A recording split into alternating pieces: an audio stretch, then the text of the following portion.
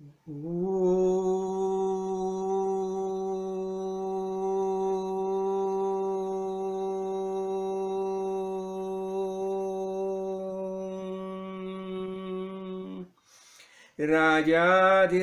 सद्गुरुनाथ सिद्धरामेश्वर महाराज की जय। राजाधिराज सद्गुरुनाथ श्री भाऊ साहेब महाराज की जय। राजाधिराज सद्गुरुनाथ श्री काड़ सिद्धेश्वर महाराज की जय। गुरुर्ब्रह्मा गुरुर्विष्णु गुरुर्देवो महेश्वरा गुरु साक्षात् परब्रह्म तस्मै श्री गुरुवे नमः। राजाधिराज सद्गुरुनाथ श्री काड़ सिद्धेश्वर महाराज की जय। अभी आज तो कामिका एकादशी है और ऐसा देखा जाए तो ये समय क्या हो गया है, तो निज श्रावण और अधिक श्रावण, ऐसे दो श्रावण मास आए हैं।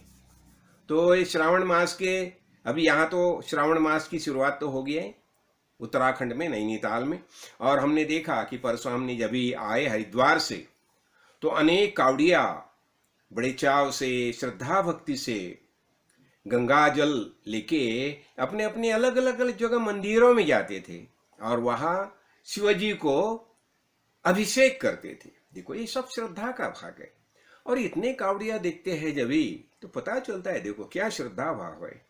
और उसमें क्या होता है, उसमें महिला भी होती थी, महिला तो है, महिला भी आजकल महिला भी शरीक होने लगी है कावड़ी है।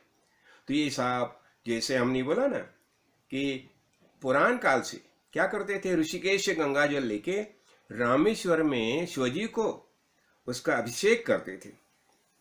तो अभी देखो अभी क्या हो गया है, महद्भाग्य से ये अभी आषाढ़ी एकादशी थी ना, उस दिन वो गुरुवार का दिन था, 29 जून का तारीख थी, और ये देवशयनी एकादशी। हमने इसके बारे में बहुत बार देखा है। यानी विष्णु भगवान क्या करते हैं, वो क्षीरसागर में योग निद्रा लेते हैं, शयन करते हैं कितने 4 मास। और ये चातुर्मास का जो है बड़ा माहौल बचाया जाता है चातुर्मास का। ये चातुर्मास कभी से शुरू होता है, आषाढ़ी एकादशी से शुरू होता है, जिसे देवशयनी एकादशी बताया जाता है। और प्रबोधिनी एकादशी, कार्तिकी एकादशी, जब ही तक ये चलता रहता है। 4 मास का ये चातुर्मास कहा जाता है। और हमारे वैदिक परंपरा से सब जो श्रद्धावान जो लोग हैं बहुत चाव से श्रद्धा भक्ति से झूमते रहते। ये तो परंपरा चलती रहती है ना। तो क्या हो गया देखो हमारे बहुत भाग्य से बस उसी दिन गुरुजी ने क्या किया, गुरुजी ने हमें बता दिया कि ठीक है भाई अभी तुम रामेश्वर वारी करो, पंढरपुर की तो वारी से हम करते हैं। हाँ? तो अभी बोले नहीं अभी रामेश्वर की वारी करो। और हम भी क्या किया देखो, जाते समय हमने साथ में गंगा जल लिया था। हाँ, तो हमारे दिल में यही था कि हम जब भी गंगा जल लेके जाते हैं, रामेश्वर तो जाना है, तो रामेश्वर हम वहां गुरु पूर्णिमा के दिन शिव जी को गंगा जल से अभिषेक करेंगे। देखो अभी क्या हो गया, हमारी शुरुआत तो हो गई, आषाढ़ी एकादशी से हमने शुरुआत की। अभी देखो आषाढ़ी, और उस दिन क्या किया, आषाढ़ी एकादशी में हम ये त्रिचुरापल्ली जो है ना वहां हम पहुंचे। और वहां जाने के बाद देखो क्या हो गया, सुबह हमने क्या किया, स्नान बीन सब किया, और वहां देखो शिव पार्वती का बहुत बड़ा मंदिर है, बहुत बड़ा मंदिर है, शिव जी का मंदिर है। तो वहां पूजा की, आरती की। हाँ, और मदभाग्य से वहां के जो पुजारी थे, महंत थे, उन्होंने हमें अंदर तक लेके गए, सब अंदर का नज़ारा दिखा दिया, भगवान कैसे बैठे हैं, कैसे है भगवान की ये सब। और फिर शिवजी की पूजा किया, वहाँ अभिषेक भी किया, पूजा अर्चना सब होगी। हाँ, और उसके बाद हम वहाँ से सब आरती प्रसाद ले लिया। और फिर वहाँ देखो, वहाँ विष्णु भगवान का बहुत बड़ा मंदिर है। वहाँ तो उसकी सुवर्ण ये जो मूर्ति जो है इतनी बढ़िया दिखाई देती है, लंबे से भी। तो फिर वहाँ के जो पुजारी थे उन्होंने हमें वो पूरा विष्णु भगवान की मूर्ति जो है वो बताई। और देखो ये श्री भगवान की जो सुवर्ण मूर्ति है ना, तथा उसका गर्भगृह जो है ना, वहाँ विष्णु भगवान निद्रा है, पहुड़े है, आराम से पहुड़े हैं। तो वो भी उनका सब नज़ारा हमने देख लिया। तो गर्भगृह में पड़े हुए शेषशाही भगवान का दर्शन लिया। और देखो ये मंदिर के सामने, देखो वहाँ मंदिर के सामने गरुड़ महल है, गरुड़ महल है। और जो गरुड़ महल जो है ना, उसका वैशिष्ट्य देखो, हर एक उसके जितने जो खंबे हैं ना, बहुत जो बड़े बड़े पिलर जो है, तो खंबे में गरुड़ जी की मूर्ति एक ये है, बनाई है, गरुड़ जी की मूर्ति वहां बनाई है। और ये गरुड़ महल जो है ना, तो वहां गरुड़ जी की 25 फीट ऐसी बड़ी मूर्ति है, गरुड़ जी बैठे हैं। देखो, और ऐसा बताया जाता है कि ये 25 फीट वाली जो गरुड़ जी की बैठी हुई मूर्ति है ना, एक में हो, ऐसी मूर्ति और कहाँ नहीं है। तो वो गरुड़ जी का दर्शन हो गया, विष्णु भगवान का दर्शन हो गया। हाँ, और वहां देखो वो मूर्ति इतनी बेहतरीन और इतनी लुभावनी लगती थी कि क्या पूछो मत। जो भगवान का जो खास वैशिष्ट्य जो है ना, वही यही होता है।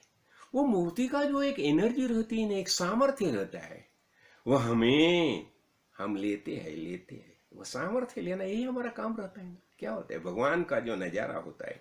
हाँ, और तो ये जो है ना, ये एकमेव मूर्ति ऐसा बताया जाता है।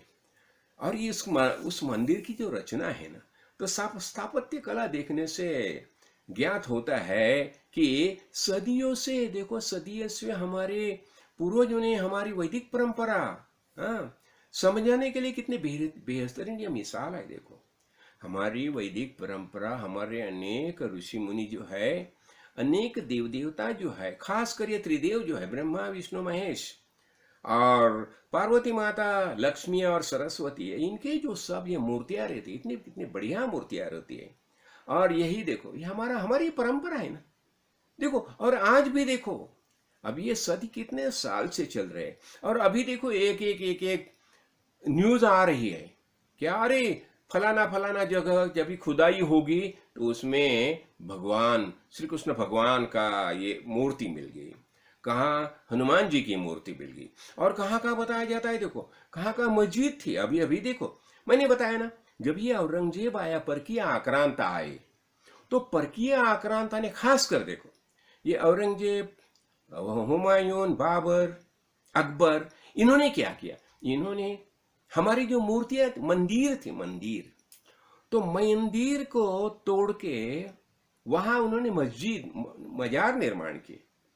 तो अभी क्या होता है, देखो अभी ये मजार के अंदर विष्णु भगवान की मूर्ति निकली, शिवजी, ये तो बातें चलती रहती है।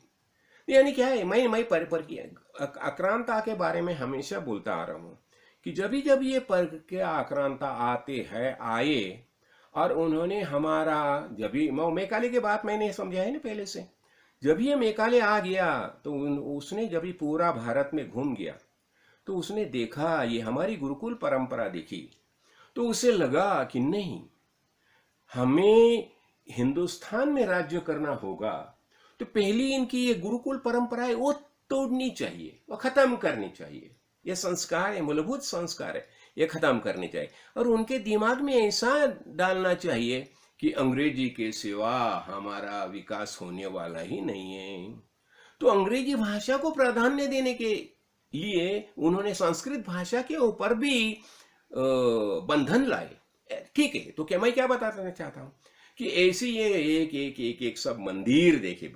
हाँ, और इन मंदिरों का निर्माण जो है ना, इतना बेहतरीन नियोजन के साथ सालों साल तक होता था। अब ये मंदिर देखने से पता चलता है, ये एक साल नहीं, 10 साल नहीं, अरे नहीं, 50 साल नहीं, 60, कितने साल तक ये कार्य चलता था। यानी नियोजनबद्ध तरीके से ये सब कार्य चलता था।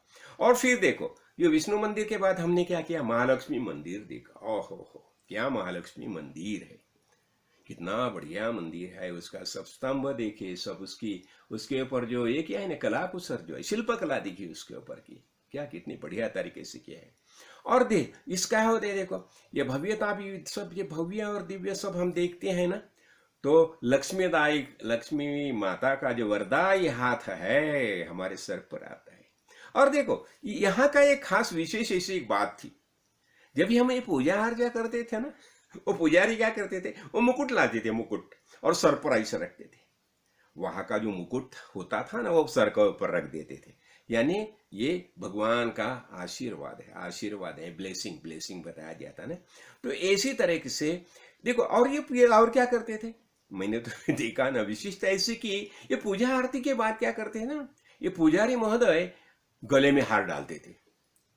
देखो अलग अलग तरीके के हार थे, वो डालते थे गले में, यानी ठीक है, यानी भगवान का आशीर्वाद हमें मिल गया, तो हम तो बहुत प्रसन्न होते थे ये सब बात से, तो ठीक है। और मुकुट चढ़ाते थे सर के ऊपर। और फिर क्या हो गया, दूसरे दिन हम वहां से तंजौर चले गए। अब ये तो हो गया, ये आषाढ़ी एकादशी का दिन तो हो गया।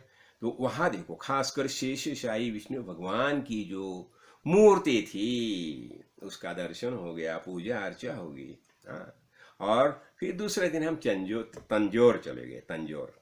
और देखो तंजौर में क्या है यार, वहाँ वाराह देवी का दर्शन लिया। तो वाराह देवी ना, ये शिव मंदिर के, देखो वो बाजू में, शिव मंदिर के बाजू में वाराही देवी है।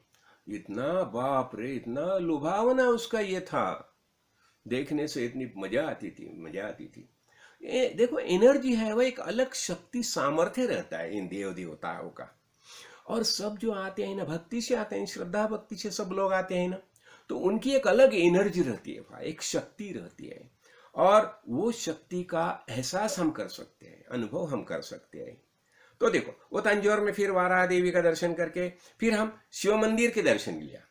वहां भी बहुत बड़ा शिव मंदिर है। हाँ, तो वहां की शिवलिंग का आकार ना, कितना बहुत बड़ा आकार का शिवलिंग है, बाप रे, मैंने तो उतना बड़ा आकार का शिवलिंग कहा भी देखा नहीं है। हाँ, और शिवलिंग के साथ गणेश जी का भी दर्शन लिया, बाजू में गणेश जी है। हाँ, और वहां काली माता का भी दर्शन लिया। काली माता भी बहुत बड़ी दिखाई देती है, देखो। तो काली माता का के दर्शन पूजा संपन्न हुई। और वाराही देवी की मूर्ति तो क्या बताऊं, ये ऐसा देखो अभी भी मेरे आंखों के सामने है, उसकी आंखें देखो, ये देखो देखो कितनी बेहतरीन है। हाँ, और एकदम लुभावन लगती। और ये जो मंदिर है ना, वो बृहदीश्वर मंदिर करके कहा जाता है। वहां हमने फोटो बीटो निकाले, लेकिन क्या हो गया, वहां ना मंदिर के अंदर फोटो लेने की इजाजत नहीं है। हाँ, तो भी बाहर से जब भी हम घूमते थे, तभी मंदिर का ये वो था ना, मंदिर का एक ये बृहदीश्वर मंदिर का साइड में हमने फोटो तो निकाले ऐसे ही मजा करके। और देखो क्या हो गया, ये मंदिर के कार्य चोला राजा के कार्यकाल में हो गया।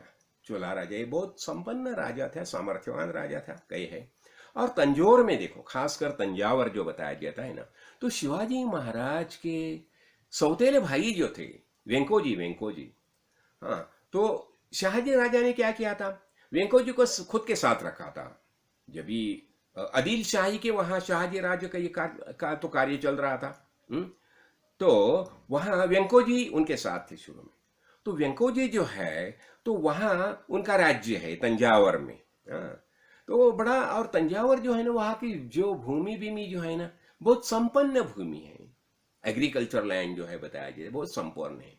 तो वहां ना सरफोजी करके उनके, यानी सरफोजी करके एक राजा हो गए। तो ये सरफोजी महाराज जो है, वेंकोजी महाराज का राज्य था, और यह बड़ा समृद्ध राज्य था। और इस परंपरा में राजा सरफोजी ये बहुत होशियार थे, अंग्रेजी भाषा जानते थे, बुद्धिमान राजा थे। क्यों, अन्य जो मिशनरी थे ना, अंग्रेजी मिशनरी, उन्होंने उससे शिक्षा प्राप्त की थी। तो उसके राज्यकाल में ना बहुत बड़े बड़े कार्य हो गए। तो उसने देखो क्या किया, वो जानता था एशियाटिक लाइब्रेरी जो है ना, उसके भी वो मेंबर थे, सभासद थे। तो इंग्लिश जो बुक्स थे वह उनके यहाँ आते थे। तो उन्होंने क्या किया, सरस्वती महल करके लाइब्रेरी का निर्माण किया। देखो लाइब्रेरी यानी वहाँ अनेक प्रकार के ग्रंथ मौजूद थे पढ़ाई के लिए, पढ़ने के लिए। और वो खुद अंग्रेजी भाषा अच्छी तरह से जानते थे। और इतना ही नहीं, ये आयुर्वेद से संलग्न ऐसा धन्वंतरी हॉस्पिटल का निर्माण उसने किया था। देखो ये सरफोजी थे, उनके बारे में बहुत कुछ बताया जाता है। बहुत पराक्रमी थे, होशियार थे, बुद्धिमान थे, हाँ, और वो देखो वो नेत्र चिकित्सा जानते थे, उनके बारे में बहुत कुछ बातें वह समझाई जाती है। और वो गायन कला जानते हैं, गाने के बारे में और बहुत कुछ उनके बारे में बहुत कुछ जानकारी वहाँ उपलब्ध है, लेकिन वहाँ फोटो लेने की इजाजत नहीं है। जब ये हम उसका पैलेस विलेस देखा, तंजावुर पैलेस देखा, वो लाइब्रेरी देखी, हाँ, और इतना ही नहीं देखा, उन्होंने खेती के बारे में आधुनिक यंत्रणा का इस्तेमाल कैसा किया जाएगा, ये भी उसने अनुसंधान किया था। इसलिए वह समृद्ध राष्ट्र था। और एक बात उसने खास कर एक बात की, अभी देखो वो क्या मोड़ी भाषा जो है ना, तो मोड़ी लिपि जो है ना, वो प्रिंटिंग के लिए उतने ये नहीं है, प्रिंटिंग के लिए जैसी होनी चाहिए वैसे नहीं है। तो उसने क्या किया, हमारी देवनागरी लिपि जो है ना, वो देवनागरी लिपि को प्राधान्य दिया। और इतना नहीं, उसने प्रिंटिंग प्रेस के माध्यम से देवनागरी लिपि को प्राधान्य दिया, और अनेक वो किताबें भी उसने प्रिंटिंग की है। वो जमाने में देखो प्रिंटिंग प्रेस का उसने निर्माण किया। और ये स्थापत्य कला और अनेक प्रकार के जो मंदिर थे, तो मंदिर का जीर्णोद्धार किया, अनेक मंदिरों का निर्माण किया। हाँ, तो स्थापत्य कला विविधता से संपन्न मंदिरों का निर्माण किया। देखो अच्छे मंदिर निर्माण किया है। तो ये होता है जीर्णोद्धार किया मंदिरों का। तो ये तंजावुर पैलेस जो है हम देखने के लिए गए थे, और वहाँ बहुत कुछ बातें रखी है। तंजावुर पैलेस जो है ना, हमारी परंपरा के अनुसार वहाँ वो जमाने के जो सिक्के थे ना, पैसे वो भी बहुत बाहर रख दिए हैं। तो ऐसा वो तंजावुर देखने के बाद फिर, लेकिन क्या हो गया वहाँ ना, हैदराबाद और ये टीपू सुल्तान था ना, तो टीपू सुल्तान ने वहाँ एक कत्लेआम किया था, 1717 में कत्लेआम किया था, और वहाँ बहुत बड़ा संघर्ष होता, बहुत बड़ा युद्ध हो गया था।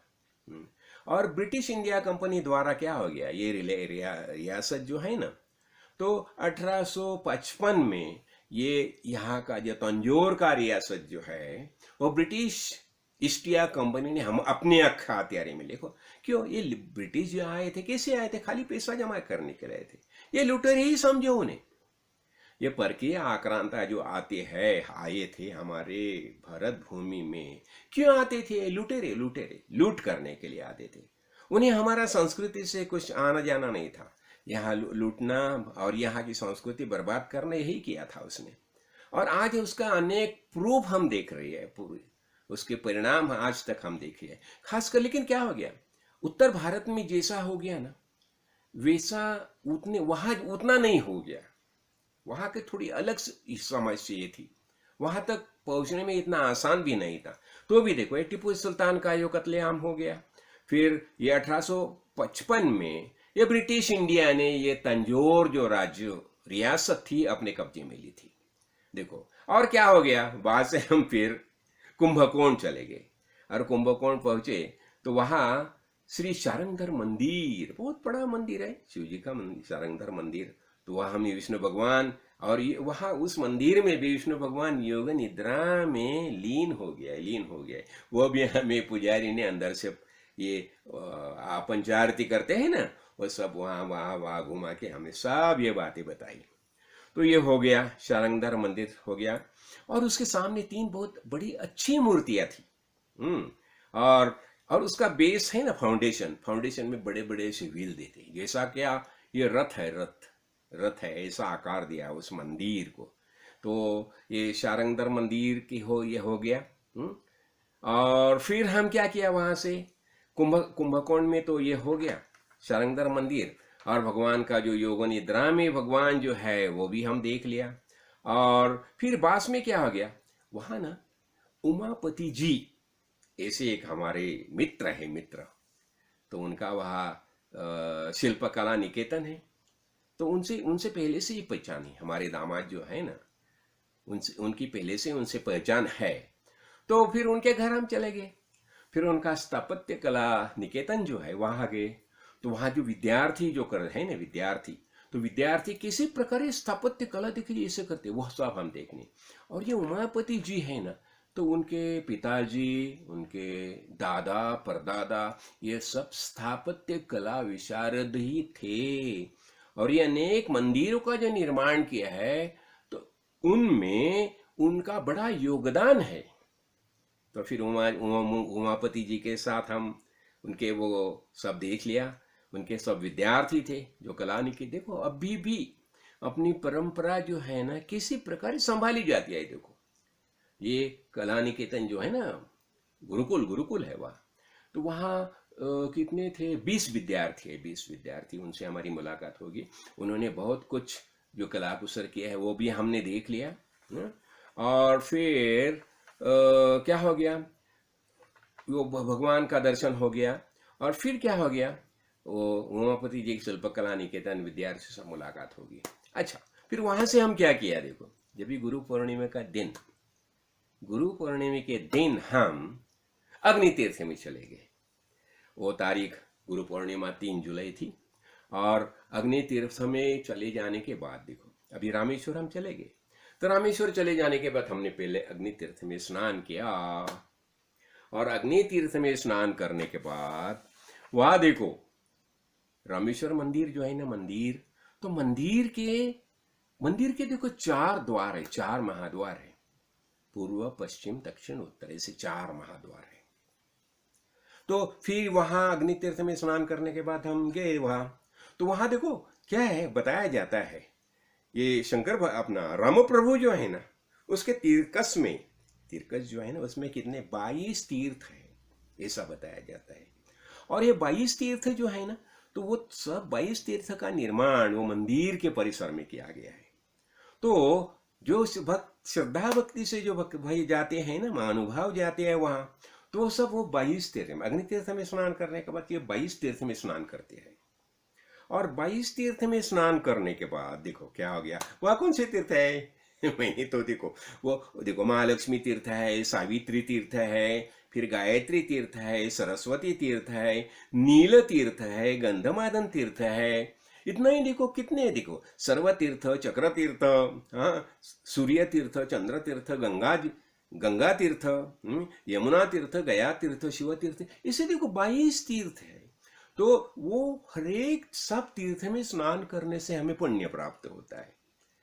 हम तो गंगा मैया का स्नान तो करते हैं, गंगा पापम हम बताते हैं ना, गंगा पापम शशीतापम दैन्यम कल्पतरुस्तथा पापम तापम च दैन्यम च हरति साधु समागमा। देखो गंगा में स्नान करते हैं, अभी क्या है तो क्या बताया जाता है, गंगा में स्नान करने से गंगा पापम, गंगा माता क्या करते हैं, पाप का हरण करते हैं।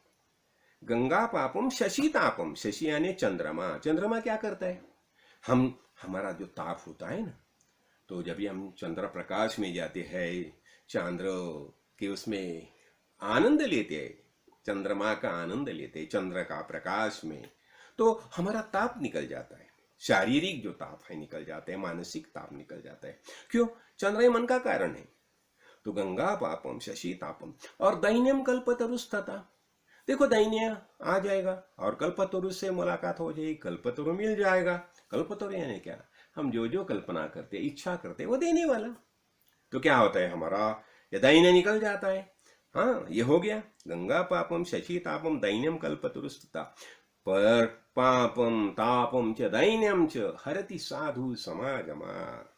लेकिन कार्य सिद्धेश्वर महाराज जैसे स्वामी से हमारी मुलाकात हो जाएगी तो क्या होता है, ये पाप ताप दैन्य सब हरण हो जाता है और हम मुक्त हो जाते हैं, मुक्त होते, ज्ञान की प्राप्ति होती है।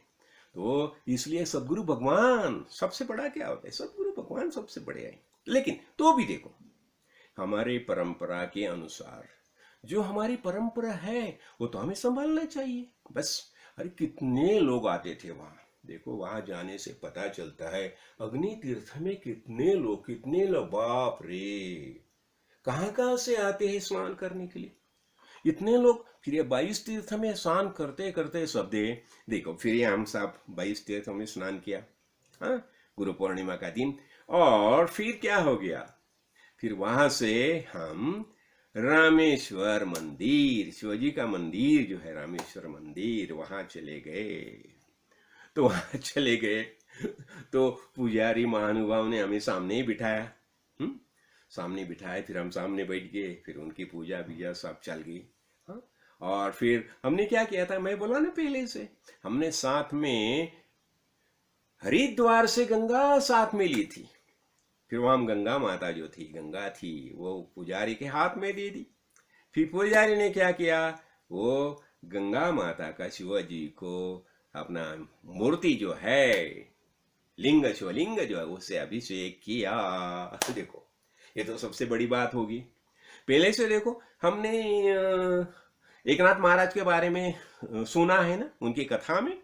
जब ये एकनाथ महाराज क्या करते थे, काशी से निकल गए, कहा रामेश्वर को, शिवलिंगों को गंगा स्नान करने के लिए, साथ में गंगा कावड़े में गंगा लेके गए।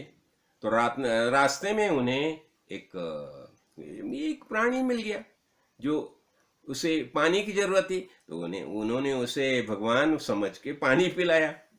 तो देखो, वो परंपरा है। तो हमने क्या किया, हमने वहां जाके शिवजी को अभिषेक किया, और फिर वो वहां के जो पुरोहित थे, उन्होंने क्या किया, वो अभिषेक करने के बाद उसका जो जल जो है, तीर्थ जो है, एक बोतल में भर के तीर्थ हमें दे दिया।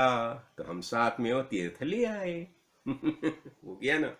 तो इसी तरह से हमारी गुरु पूर्णिमा, अभी गुरु पूर्णिमा बस यही गुरु पूर्णिमा के दिन हम, मुझे लगता है कितने 9-10 बजे ये सब पूजा अर्चा करके 9-10 बजे हमने वो पूजा की सुबह।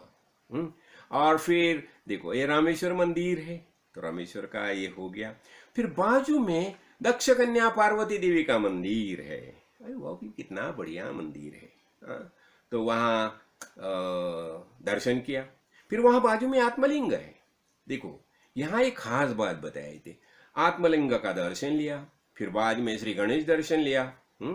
और देखो क्या होता है, जब ही राम राय ने हनुमान जी को बता दिया कि अरे अभी तुम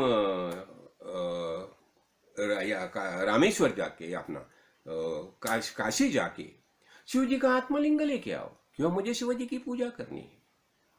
तो वैसा जो लाया था ना आत्मलिंग, तो आत्मलिंग मारुति राय ने लाया हुआ अपना, उसका भी बाजू में ये किया है।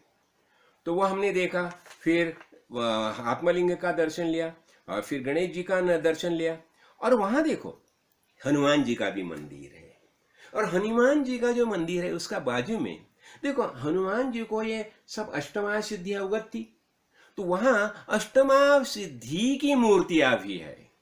देखो, तो सब अष्टमा सिद्धि मूर्ति का भी दर्शन लिया। अच्छा, ठीक है। तो अभी ये हमारा अपना रामेश्वर का जो रामेश्वर की पूजा अर्चा सब होगी। फिर हमने क्या किया, देखो, हनुमान मंदिर ये तो सब हो गया, अष्टमा सिद्धि की पूजा होगी, और दक्षिणामूर्ति मंदिर वहां भी हमने दर्शन लिए। अच्छा, और वहां दर्शन करने के बाद फिर क्या हो गया, फिर वहां से हम धनुषकोडी चले गए। अभी देखो, धनुषकोडी का खास महात्म्य है। देखो, अभी वहां की विशेषता ऐसी है, जब भी ये सेतु बंद हो गया ना, सेतु बंद, देखो वहां से कितना 18 किलोमीटर का अंतर है। सेतु बंद रामेश्वर से लंका का अंतर 18 किलोमीटर का है। और इतनी छलांग लगा के हनुमान राय गए थे। देखो, इतनी छलांग लगा के, हाँ, गए थे ना हनुमान जी। तो वो सब हमने दृश्य देखा वहां का। हाँ, सेतु बंधा रामेश्वर, वो उसका भी स्वरूप कैसा है। देखो, जैसे मैंने पहले बताया था ना, हम जब भी गंगा सागर चले गए, तो गंगा सागर का ये कैसा है, नजारा कैसा है। देखो, गंगा सागर, जहां गंगा माता सागर से मिलती है, मिलन होता है, तो वहां एक ये तैयार हो गया है। हाँ, एक ऐसा भूभाग तैयार हो गया है जहाँ बेड बताते हैं। हाँ, तो वहां जाने के लिए नौका से जाना पड़ता है। तो अभी क्या हो गया, ये रामेश्वर जो है ना, तो रामेश्वर से ये धनुषकोडी जो है ना, वो भी अलग। तो वहां हम जाने के लिए तो ये रास्ता सब बना है। तो धनुषकोडी, तो क्या हो गया, राम राय ने जब भी रावण का ये वध हो गया, और रावण का वध होने के बाद राम राय आए कहाँ, रामेश्वर में आए। तो वहां अपना जो अपनी ये ऋषि थे ना अपने, तो उन्होंने क्या बताया कि देखो तुम ऐसा करो, तो उसे वहां उसने बता दिया कि अभी ये इसका जो ये मार्ग है ना कश्यप, तो ये रावण तो ऐसा तो ऋषि पुत्र था ना। उसकी माता तो केशिनी, केशी यानी असुर थी, लेकिन पिताजी तो ऋषि थे, और इसलिए रावण ये ब्राह्मण है, ब्रह्म होता है, ब्राह्मण है, ब्राह्मण। तो ये ब्रह्म हत्या जो है ना, वो ब्रह्म हत्या से ये करने के लिए उसे प्रायश्चित्त करना चाहिए ना।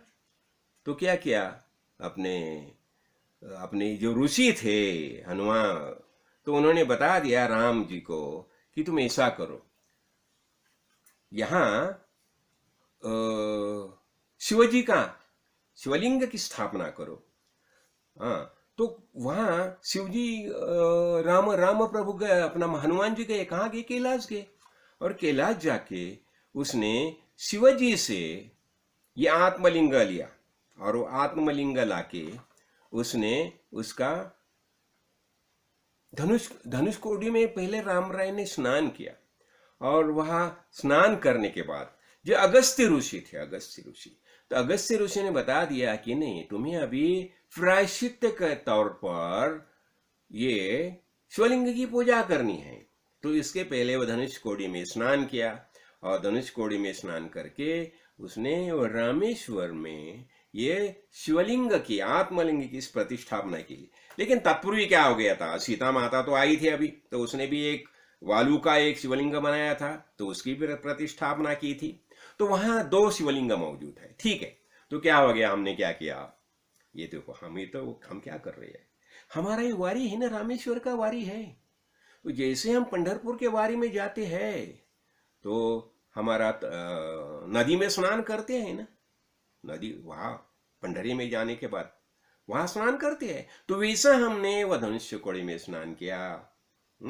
स्नान करके फिर अपना जो मंदिर है वहां कोदंड राम मंदिर है, देखो वहां।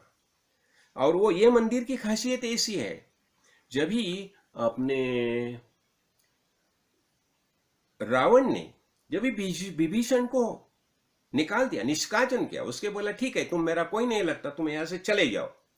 अभी जब भी उसका निष्कासन किया राज्य से, तो विभीषण उसके 4 मंत्री के साथ राम राय की शरण में आया। तो राम राय की शरण में जहां आया वहां कोदंड राम मंदिर बनाया है। तो उस मंदिर में हनुमान जी है, फिर वहां अपने विभीषण भी है उस मंदिर में। तो उस मंदिर का हमने दर्शन लिया। तो देखो ऐसे ये जो वारी थी हमारी, ये वारी संपन्न होगी। हाँ, तो ये हम क्या बता रहे थे कि आषाढ़ी एकादशी से शुरू होके ये गुरु पूर्णिमा तक हमारी ये रामेश्वर वारी संपन्न होगी। और ये खास कर ये किसकी कृपा थी, ये सब गुरु जी की कृपा थी। ये सब जो दर्शन हो गए गुरु जी की कृपा से होगी। और मैं तो खास एक बात तो ये मुझे तो शुरू में पता नहीं था ये सब इतना ये है करके, लेकिन मेरी बेटी और मेरे दामादी ने इन्होंने पहले से एक टाइम ये ऐसा सब किया था। हाँ, उनकी रामेश्वर में दर्शन उन्होंने किया था पहले, तो उन्हें पता था सब ये। और उसने मुझे बताया नहीं पिताजी आपको आना ही पड़ेगा। मैं बोला चलो ये गुरु जी की खास कृपा है। मैं कभी कभी बताता था ना, देखो मैंने परदेश में जाने का कभी ख्याल ही नहीं किया, और परदेश में जाने के लिए जो पासपोर्ट लगता है ना, वो पासपोर्ट भी मैंने कभी निकाला नहीं है। सच्ची बोलेगा तो एक समय मेरी बेटी वो सब फॉर्म बीम लेके आई थी दोनों के लिए, मुझे और मेरी मिसेस यानी मीना ताई के लिए। लेकिन हमने वो फॉर्म भी नहीं भरा। मैं बोला देखो मुझे परदेश में जाना नहीं है, मेरी एक ही चाह है, मेरा ये भारत देश जो है ना ये कैसा, यही मुझे देखना है। तो इसलिए देखो ये हमारी रामेश्वर की वारी होगी। मैं तो बहुत प्रसन्नता महसूस की। और वो देखो गुरु जी का, मुझे तो हमेशा गुरु जी का सानिध्य महसूस ही होता था, महसूस होता था। ऐसा लगता था कि नहीं ये गुरु जी की योजना है। देखो मैंने बताया ना उसके प्रवचन, पहले प्रवचन में मैंने अनेक प्रवचन में बताया है कि ये राम राय का युद्ध कैसा हो गया, मारुति राय ने कैसा कार्य किया। मारुति राय तो साक्षात शिवजी के ही अवतार थे। और ये जब भी रावण का पथ देखो, जब ये असुरी सांस ये है, असुर जब भी बलवान होते हैं तो तभी भगवान का कोई ना कोई प्रतिनिधि भूतल पर आता है। भगवान ने बताया ना, विष्णु भगवान क्या बताते हैं, न मे भक्ता प्रणश्यति यदा यदा हि धर्मस्य ग्लानिर्भवति भारत अभित्थान यदा यदा हि धर्मस्य ग्लानिर्भवति भारत परित्राणाय साधूनां विनाशाय च दुष्कृतां धर्म संस्थापनार्थाय संभवामि युगे युगे। मैं देह धारण करे भूतल पर आएगा। क्यों? देखो ये भगवान ने सृष्टि निर्माण की है, तो ये सब बातें जब हम देखते हैं ना, वो रामेश्वर का मंदिर है, देखो कितना कितना बड़ा मंदिर है। वो बताया जाता है कुछ 1200 खंबे हैं उसके, उसके 4 प्रवेश द्वार जो है, कितने बड़े बड़े बड़े प्रवेश द्वार है। और इससे क्या होता है, इससे हमारी वैदिक परंपरा कितनी समृद्धि थी इसका पता चलता है। और ये सब भगवान का कार्य है। और देखो और एक बात, ये कार्य कोई ना कोई करना ही चाहिए। कौन करेगा, कौन करेगा? अभी देखो हम जाते हैं, हम पंढरपुर जाते हैं, पंढरपुर जाते हैं, वारी जाते हैं। क्यों जाते हैं? वहां जब भी हम पंढरपुर में जाते हैं, पांडुरंग पांडुरंग विठल विठल विठल विठल विठल विठल करते हम जाते हैं। हाँ, लेकिन इससे क्या होता है, हमारा ज्ञान निष्ठा ही है, उसका निश्चय पक्का हो जाता है। ज्ञान निष्ठा ने नितराम स्थिति, हमारा ऐसा निश्चय होना चाहिए कि भगवान तेरे बिना कुछ है ही नहीं है।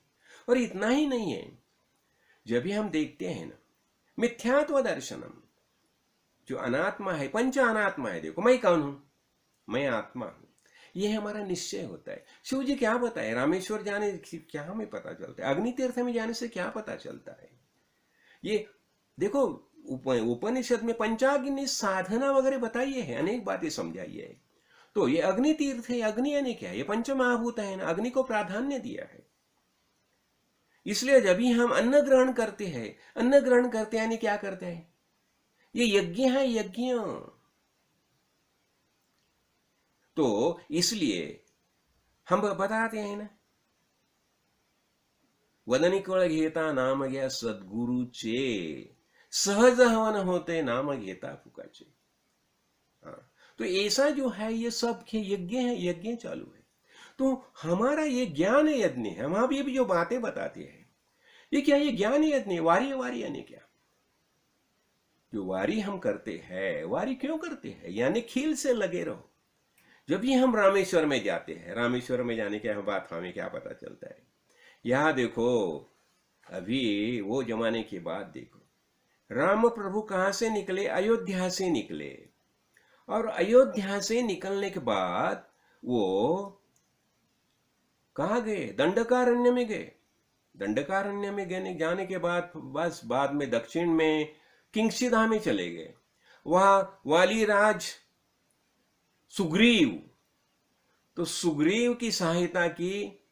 और ये वानर राज वाली जो था, वाली का वध किया। क्यों? वाली जो था वो असुरी प्रवृत्ति का था, रावण का मित्र था। और जैसे मैंने बताया ना, इसके पहले प्रवचन में मैंने बताया ये असुरों की योजना कैसी थी। वहां रावण, लंका में रावण है, दक्षिण में किंगसिधा है, वहां वाली राज है, यहां ये उत्तर भारत में ये ताटिका है, उसके 14,000 बलवान असुर है। फिर यहां दक्षिण में मुल्कासुर है, फिर और ये अनेक जो असुरी प्रवृत्ति के लोग थे उनका साम्राज्य था, और उनकी ऐसी योजना थी कि पूरे भारतवर्ष में असुरों का साम्राज्य निर्माण हो जाए। तो उसको विरोध करने के लिए, सज्जनों का संरक्षण करने के लिए, वैदिक परंपरा का उत्थान करने के लिए राम राय देह धारण करके भूतल पर आए थे। विष्णु भगवान मनुष्य देह धारण करके भूतल पर आए थे और उन्होंने ये सब कार्य किया। जब भी हम ये देखते हैं, देखो वहां गए दंडकारण्य, वहां जाने के बाद वहां वाली का वध किया, सुग्रीव को राज्य दिया। अभी देखो सुग्रीव को राज्य देने से क्या हो गया, जो वानर परंपरा थी, तो वानर परंपरा को भी उन्होंने वैदिक परंपरा में शामिल करके लिया, हो गया। फिर जब भी आगे चल के रावण का वध करने के बाद जब भी उन्होंने अपना विभीषण को राज्य दे दिया, तो विभीषण भी सात्विक आचरण का होने के कारण, देव प्रवृत्ति का होने के कारण, उन राम प्रभु ने क्या किया, वह असुर परंपरा थी उससे भी वैदिक परंपरा में शारिक किया, शामिल करके लिया। यानी क्या हो गया, वैदिक परंपरा का विस्तार उसने लंका से लेके लंका, दक्षिण में किंगशिधा, फिर यहाँ उत्तर भारत, ये मुल्कासुर का वध करने के बाद ऐसा पूरा संपूर्ण हिंदुस्तान में, अयोध्या, ये पूरा संपूर्ण हिंदुस्तान में राम प्रभु ने क्या किया, वैदिक परंपरा का झंडा गाड़ दिया।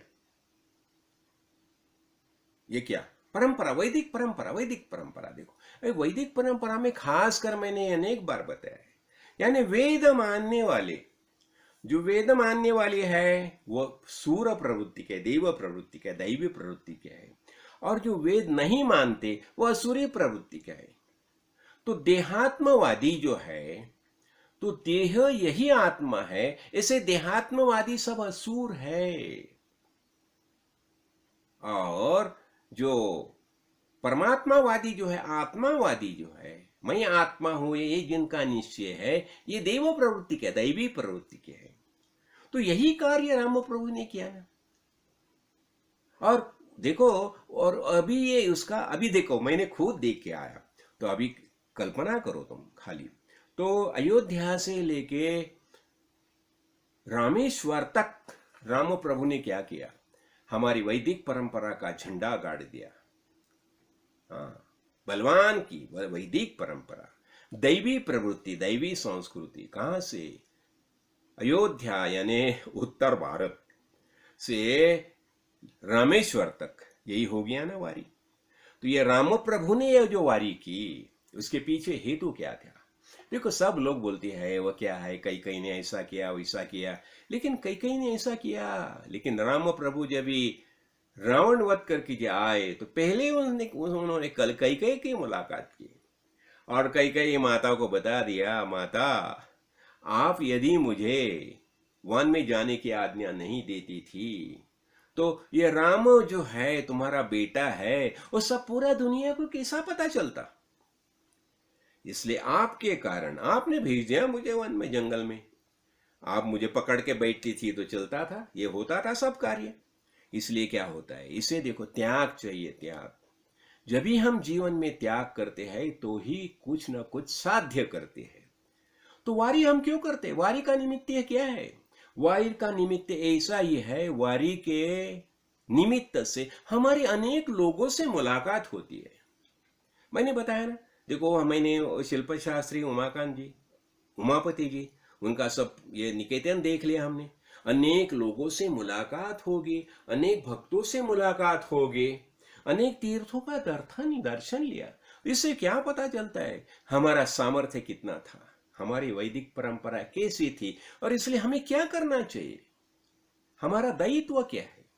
इसलिए मैं सबको यही बताता हूं। देखो अभी मैं तो मेरा जो कार्य है, गुरुजी ने जो मुझे बताया है वो तो कर रहा हूं, उसमें कुछ बड़ी बात नहीं है, लेकिन आप भी कुछ ना कुछ भगवान का दायित्व समझ के कुछ ना कुछ कार्य करो। हाँ, भगवान ने देखो इतने बाजू में देखो कितने लंगूर है, हाँ कितने कौवे है, कितने लंगूर है, कितने कबूतर है, कितने पंछी है, लेकिन भगवान ने तुम्हें ही हमें सबको मनुष्य शरीर क्यों दिया है?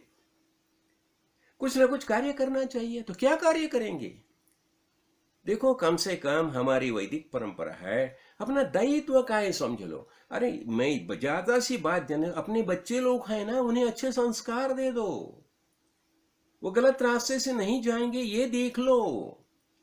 हमारी वैदिक परंपरा संभालने के लिए तुम्हें एक कार्य करना ही चाहिए, भगवान का दायित्व समझो। और ऐसी हमें तो वारी करनी ही है।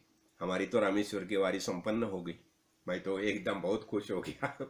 और मैं एक सब गुरु जी की कृपा समझता हूँ। नहीं तो क्या होता है, हर एक जो बातें होती है, क्यों अब ये हम 7 दिन का जो ये किया ना, सब कुछ तकलीफ नहीं, कुछ समस्या नहीं, कुछ प्रॉब्लम, ऐसी एक अलग एनर्जी हम महसूस करते हैं। तो इसलिए मैं एक ही बताऊंगा, क्या है हमारा, हम वास्तविक कौन है?